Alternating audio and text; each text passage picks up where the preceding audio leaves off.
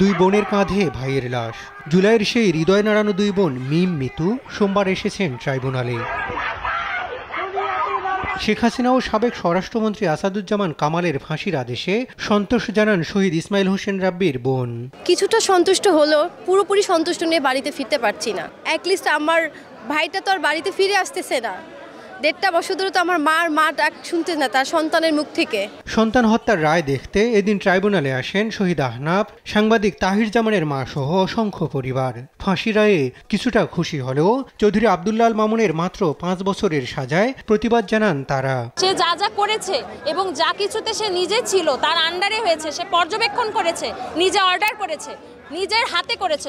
আসলে এই রায়টা তো আমরা বিগত 5 আগস্টই পেয়ে গেছি, তো আজকে আদালত সেটা কার্যকর করলো। কত কত মায়ের বুক খালি করছে, ভাইদের বোনদের বুক খালি করে দিছে ওরা, কিন্তু ওনার কিভাবে 5 বছরের রায়টা হয় আইজিবি।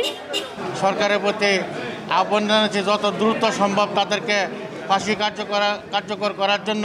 শুধু রায় প্রদানই নয়, রায় কার্যকরে সরকারের সর্বোচ্চ পদক্ষেপের দাবি জানান জুলাইয়ের আন্দোলনকারীরা। তার যে বিচার হইতে পারে এর মধ্য দিয়ে আমি মনে করি বাংলাদেশের মানুষের কাছে বার্তা যে এই ধরনের ফ্যাসিবাদী শাসক আর কখনো যেন ফিরে না আসে। ফাঁসির মঞ্চ করে এবং রশি যে পর্যন্ত আমরা দেখব তার গলায়, সেদিন আমরা শহীদ পরিবার, আহত পরিবার কিছুটা হলে আমরা শান্তি পাবো। প্রত্যেকটা হত্যাকাণ্ডের বিচারে স্বাধীন বাংলাদেশে হতে হবে।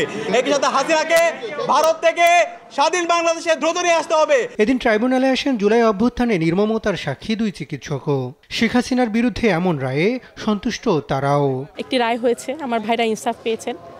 এখন যাতে আমার ভাইরা প্রপারলি সামাজিক মর্যাদা পান এবং তাদের প্রপার পুনর্বাসন হয়। 167 জন পেশেন্ট আমার আন্ডারে ভর্তি ছিল, যাদের অধিকাংশরই মাথার খুলি ছিল না।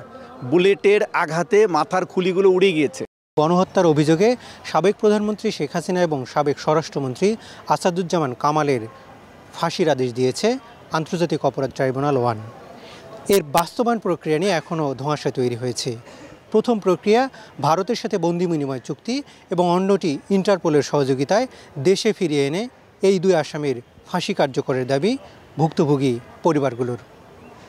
হাসান আল মাহমুদ, দেশ টিভি, ঢাকা।